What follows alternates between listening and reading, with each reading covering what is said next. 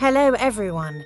If you're approaching retirement or even just starting to think seriously about your future, you need to listen closely. What's coming in 2026 isn't just a routine update or a minor policy tweak. It represents one of the most significant turning points for the UK state pension in recent years, and the decisions you make between now and then could have a lasting impact on your retirement income. For years, many people have relied on the idea that the state pension is stable, predictable, and largely taken care of. But 2026 is shaping up to challenge that assumption. We're seeing mounting pressure on the triple lock, ongoing discussions about further increases to state pension age, and tighter scrutiny around national insurance contribution records. Individually, each of these changes is important. Together, they could significantly affect how much you receive and when you receive it. Let's start with the triple lock. As you know, it guarantees that the state pension increases each year by the highest of inflation, average earnings growth, or 2.5%. However, there are growing debates about its affordability and potential reform. Even subtle adjustments to how it's calculated could mean smaller increases over time. And when you're talking about retirement income, even small percentage differences compound into thousands of pounds across decades. Then there's the issue of state pension age. We've already seen it rise, and further increases are under consideration. If you're in your late 40s or 50s, you cannot assume the current age threshold will apply to you. A change of even 1 year can mean a full year without expected pension income, something that requires serious financial planning. On top of that, national insurance contribution requirements are becoming more critical than ever. To receive the full new state pension, you generally need 35 qualifying years of contributions. Many people assume they've met that threshold only to discover gaps due to career breaks, self-employment, time abroad, or periods of low earnings. After 2026, some current opportunities to fill historic gaps may no longer be available, which means the clock is ticking. If you don't act now, you could be unintentionally leaving thousands of pounds on the table over the course of your retirement. This isn't about panic, it's about preparation. It's about reviewing your NI record, understanding exactly where you stand, and making strategic decisions while you still have options. Most importantly, I'll walk you through the 3 specific steps you must take before the 2026 deadline to protect and potentially maximize your state pension entitlement. By the end, you'll know where you stand, what actions to prioritize, and how to make sure you're not caught off guard. Because when it comes to retirement, being informed isn't optional, it's essential. First, let's talk about the numbers, because before we get into speculation, headlines, or political debate, you need to understand the financial reality. By April 2026, we're looking at a noticeably different landscape for the full new state pension. On paper, the headline figure may look higher, but what truly matters is how much of that increase you actually keep. That brings us straight to the triple lock. As you know, the triple lock guarantees that the state pension rises each year by the highest of inflation, average earnings growth, or 2.5%. In theory, that sounds reassuring, and based on current forecasts, we are likely to see another increase before April 2026. But the big question policymakers keep asking is it sustainable long term?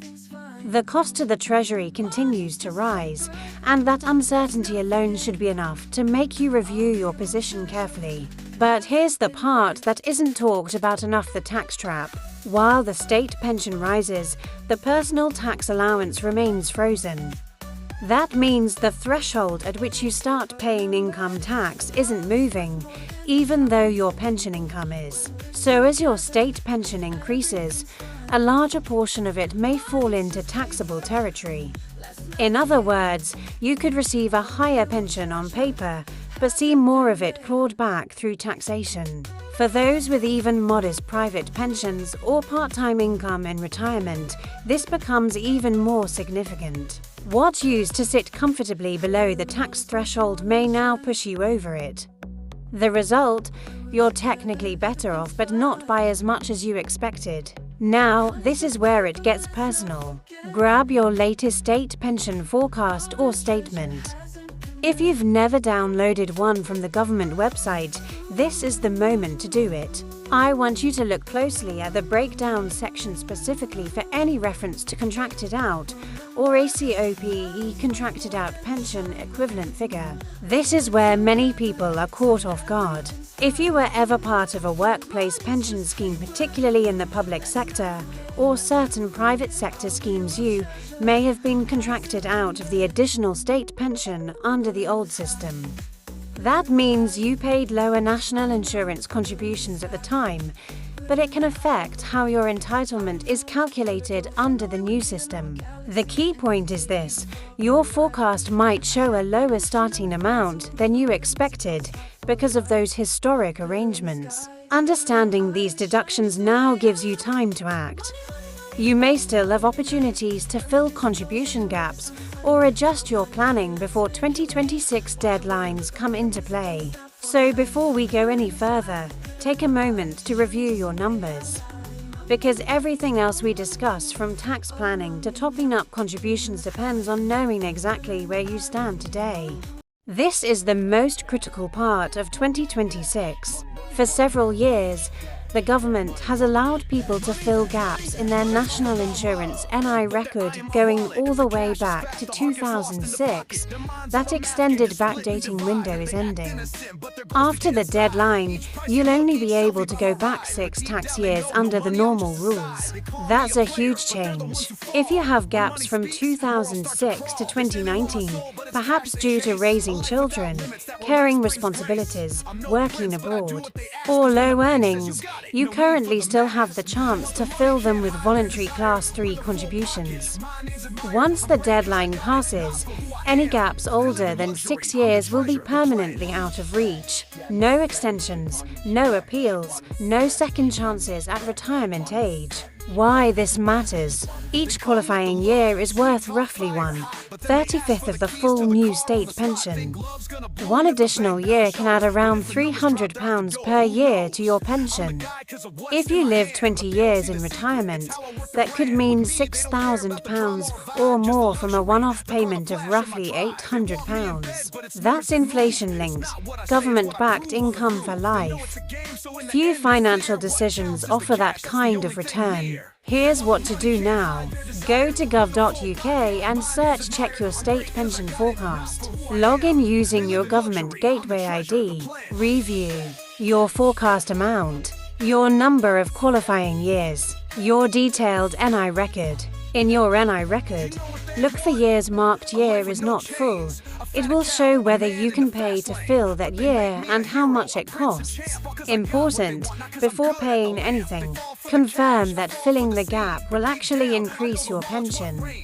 If you're already on track for the full amount, extra payments may not add value. But if you're short of qualifying years, this could be one of the most financially powerful actions you take before 2026.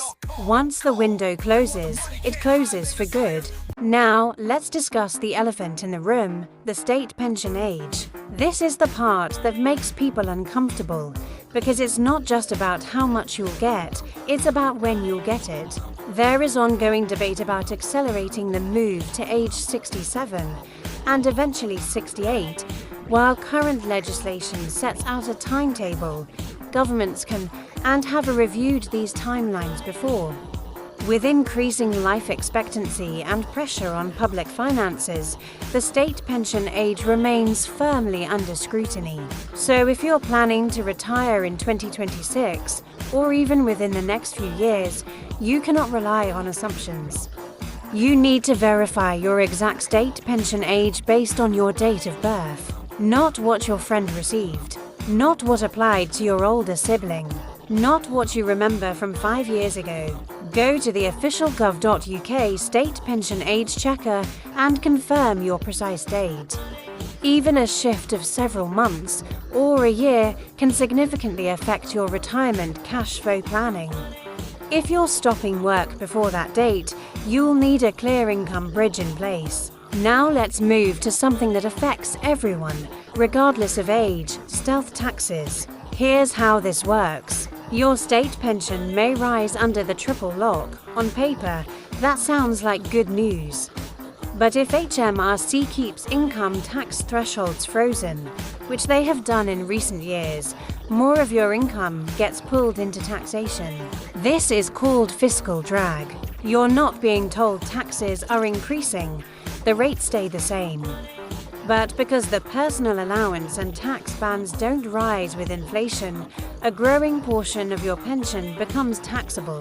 So yes, your pension might increase, but your net take-home income, that's what really matters. For example, if the full new state pension increases again by 2026, it edges closer to, and in some cases pushes beyond, the frozen personal allowance. Add even a modest private pension or part-time earnings, and suddenly you're paying basic rate tax on income that previously fell below the threshold. That raise you thought you were getting? A portion quietly goes back to the Treasury, and this effect compounds over time. This is why focusing only on the headline state pension figure is a mistake.